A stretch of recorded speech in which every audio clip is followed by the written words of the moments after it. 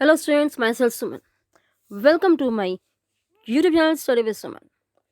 Dear students, in this video, we will take chapter number 4, Krishi of class 8th NCERT pattern. We will start with the main points of this chapter. हम इस अध्याय के इस lesson के महत्वपूर्ण अंश के बारे में पहले पढ़ेंगे कि कौन कौन से महत्वपूर्ण अंश और इम्पोर्टेंट पॉइंट्स जो हैं वो इस चैप्टर में दिए गए हैं, हमें किसके बारे में इस चैप्टर में क्या पढ़ना है। जैसे कि इसके नाम से स्पष्ट है, कृषि। कृषि क्या होती है? खेती। जैसे कि आप जानते हैं कि हमारा देश जो है एक कृषि प्रधान देश है। यहाँ पर लगभग 70% जो काम है वो कृषि पर होता है, यानी कि हमारी जो जनसंख्या है वो अबाउट 70% कृषि पर आधारित है, कृषि पर निर्भर है। तो कृषि है क्या? ऐसी सभी क्रियाएं जिनके द्वारा मनुष्य भूमि का प्रयोग अपने लाभ के लिए करता है। लाभ मतलब व्यक्ति, इंसान कृषि करता है, वो अलग अलग फसलों के रूप में अनाज लेता है, सब्जियां उगाता है, पेड़ पौधे, फल फूल कहाँ उगते हैं? ज़मीन पर। कृषि होती है इन सब की। इसके अतिरिक्त दवाइयाँ हैं, जड़ी बूटियाँ हैं, ये सब कहाँ होती हैं? कृषि से होती हैं। खेती करते हैं, ज़मीन पर खेती करते हैं। तो ऐसी सभी क्रियाएं जिनसे मनुष्य अपने लाभ के लिए भूमि का प्रयोग करता है उसे कृषि कहते हैं। कृषि में क्या आता है? फसलें बोना। अब इसमें पशुपालन भी शामिल है। पशुपालन, मछली पालन। क्यों? इनसे भी उसे लाभ होता है। किसे? मनुष्य को। कृषि से राष्ट्रीय आय में वृद्धि होती है और लोगों को रोजगार मिलता है। अब कृषि जो है ये एक ऐसा व्यवसाय है जो केवल एक ही व्यक्ति के बस का नहीं है। आम जैसे हम जॉब्स करते हैं, नौकरी करते हैं, तो एक ही व्यक्ति के बस का नहीं है। इसमें बहुत सारे लोगों का सहयोग होता है, तब फसल उगती है। हम ज़्यादा आगे नहीं करते। और नेक्स्ट पॉइंट है हमारा, कृषि को प्रभावित करने वाले कारक। अब खेती को कौन कौन से कारक जो हैं वो प्रभावित करते हैं? उनमें शामिल है जलवायु। जलवायु कैसी है? विषम है, सम है? धरातल कैसा है? उबड़ खाबड़ है, पहाड़ी है, मैदानी है, पठारी है? धरती कैसी है? सिंचाई, वहाँ पर सिंचाई की सुविधाएं कैसी हैं? पानी कितना उपलब्ध है? और सरकार की नीति, क्या सरकार ने उस कृषि भूमि के लिए क्या क्या योजनाएं चलाई हैं उसके लाभ के लिए? कितना किसान को बीज मिलता है, खाद मिलती है, कितने कीटनाशक मिलते हैं, और कितने ज़्यादा सब्सिडी या कितने ज़्यादा जो लाभ है वो सरकारी योजनाओं के द्वारा मिलता है। तो ये सभी कारक जो हैं वो कृषि को प्रभावित करते हैं। अब कृषि कई प्रकार की है। इनमें से कुछ हैं जैसे स्थानांतरित कृषि। जैसे आपके इस नाम से स्पष्ट है, स्थानांतरित यानी कि स्थान के अंतर से, यानी कि जिसका क्या मतलब है कि स्थान को बदल बदल कर भूमि से उपज प्राप्त की जाती है। अर्थात एक स्थान पर जब कोई भूमि, आप उसमें फसलें उगानी 2-3, और इसके बाद क्या होता है, उस फसल को लेने के बाद उस भूमि को छोड़ दिया जाता है और फिर दूसरी नई उपजाऊ भूमि तलाश की जाती है और वहाँ पर फसल उगाई जाती है। ऐसा जो आमतौर पर है वो आदिवासी लोग करते हैं, लेकिन जो आमतौर पर किसान है वो ऐसा नहीं करते हैं। स्थानांतरित कृषि जो है वो मोस्टली आदिवासी लोगों में लोकप्रिय है, वही लोग करते हैं। नेक्स्ट है निर्वाह कृषि। इस प्रकार की कृषि में किसान जो वस्तुएं उत्पन्न करता है वह उनका प्रयोग वह घर में ही करता है। निर्वाह करना मतलब अपना गुजारा करना। तो जो भी वस्तुएं वो उगाता है कृषि में वो केवल घर के उपयोग के लिए उगाता है, उसको बाजार में नहीं बेचता।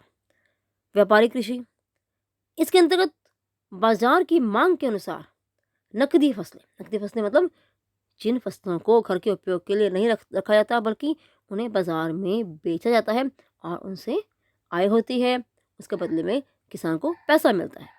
गहन कृषि, ऐसी कृषि सीमित भूमि पर यानी कि कम भूमि पर अधिक श्रम और अधिक पूंजी लगाकर अधिक उत्पादन के लिए की जाती है, यानी कि ज़्यादा मेहनत और पैसा लगाकर कम भूमि से ज़्यादा उत्पादन लेना, अच्छे बीज लगाना, ऐसी चीज़ें लगाना जिसको बाजार में बेचने पर ज़्यादा आमदनी हो। विस्तृत कृषि, विस्तृत मतलब फैली हुई। इस पर कृषि उन प्रदेशों की जाती है जहाँ भूमि का विस्तार बहुत अधिक होता है, यानी कि बहुत दूर दूर तक भूमि जो है फैली हुई होती है। खेत बड़े बड़े होते हैं लेकिन वहाँ पर जनसंख्या जो है बहुत ज़्यादा कम होती है। ऐसे स्थानों पर विस्तृत कृषि की जाती है। आगे है मिश्रित कृषि। मिश्रित जैसे कि आप नाम से स्पष्ट है, मिक्स, इनकी वह कृषि पद्धति जिसमें कृषि के साथ साथ पशुपालन भी किया जाता है, अर्थात पशुओं का पालन भी करते हैं। जैसे आप जानते हैं कि गाँवों में गायें, भैंसें, बकरी, इन सब चीज़ों को, इन सब पशुओं को जो है पाला जाता है। इसके साथ साथ अब कौन कौन सी फसलें जो हैं वो मिलती है हमें। इसमें मुख्य फसलें हैं, गेहूँ है जो हमारा मुख्य खाद्य पदार्थ है, चावल है, मक्का है, आदि जो खाद्य फसलें हैं वो हमें कहाँ से मिलती हैं? कृषि से मिलती हैं। जूट, कपास, रेशेदार फसलें हैं, और चाय और कॉफ़ी पेय फसलें, पेय मतलब पीने वाली। इसके बाद है जैविक कृषि। इस प्रकार कृषि में रासायनिक खादों के स्थान पर जैविक खाद तथा प्राकृतिक कीटनाशी का उपयोग किया जाता है।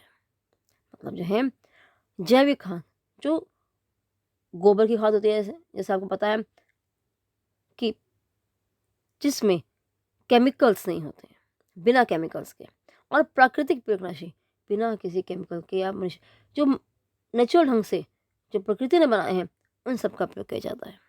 और इसमें फसलों का उत्पादन बढ़ाने के लिए किसी प्रकार आनुवांशिक रूपांतरण, यानी कि बीजों में कोई भी नया एक्सपेरिमेंट नहीं किया जाता। अब कृषि पद्धति क्या है, कैसे कृषि की जाती है, क्या प्रक्रिया है उसकी? सबसे पहले निवेश, बीज, रसायन, मशीनरी। क्या क्या लगता है आपको? पता है निवेश, कुछ चीज़ डालेंगे तब तो फसल हो जाएगी। बीज डाला, रसायन मतलब उसमें अलग अलग केमिकल्स, मशीनरी, ट्रैक्टर है, फसल काटने वाली मशीन है। प्रक्रम, क्या प्रक्रिया है? पहले बीज बोते हैं, जुताई होती है, फिर बुआई होती है, और उसके बाद उस पर छिड़काव होता है। छिड़काव मतलब अलग अलग दवाओं का छिड़काव, और निर्गत, और क्या परिणाम निकलता है उसका? फसल होते हैं। उसके बाद है भौतिक कृषि निवेश। भौतिक मतलब जो हमें प्रकृति से मिलता है। सूर्य का प्रकाश है, वर्षा है, तापमान, कैसा तापमान है, मृदा मिट्टी कैसी है, और ढाल कैसी है, कि मिट्टी जो हमारी धरती है वो ढलमा है, समतल है, उसकी ढाल कैसी है। उसके बाद है मानवीय कृषि निवेश। उसमें क्या क्या मनुष्य की तरफ से काम किया जाता है? श्रम, श्रम यानी कि मनुष्य की मेहनत, मशीनरी जो मनुष्य यूज़ करता है, रसायन, केमिकल्स, और भंडार कहाँ पर उसको स्टोर करता है जो फसल आती है। अब इस स्थानांतरित कृषि जो आपने पहले पढ़ा था उसके अलग अलग नाम क्या है? आपको बताया था कि आदिवासी जो लोग हैं वो इसको यूज़ करते हैं, इस कृषि को अपनाते हैं वो। तो अलग अलग भागों में, अब जैसे उत्तर पूर्वी भारत में इस कृषि को झूमिंग कहा जाता है, मैक्सिको में इसे मिल्पा कहते हैं, ब्राज़ील में इसे रोका कहते हैं, और मलेशिया में इसे लदांग कहा जाता है। नेक्स्ट लास्ट पॉइंट हमारे इसमें आता है खाद्य सुरक्षा तभी बनी रहती है जब सभी लोग क्रियाशील और स्वस्थ जीवन के लिए आवश्यक पौष्टिक आहार की सुविधा उपलब्ध हो। यानी कि हर व्यक्ति को स्वस्थ रहने के लिए जो ज़रूरी पौष्टिक आहार है वो मिले। इससे क्या होगा कि मनुष्य स्वस्थ रहेगा जब वो अच्छी फसल उगाएगा और अच्छा भोजन लेगा। तो इस प्रकार हम लोगों ने देखा कि क्या क्या पॉइंट्स रसम में दिए गए हैं। उम्मीद करती हूँ कि आप सबको अच्छे समय में आगे होंगे। Do like, share and subscribe my universal study with Suman. Thank you.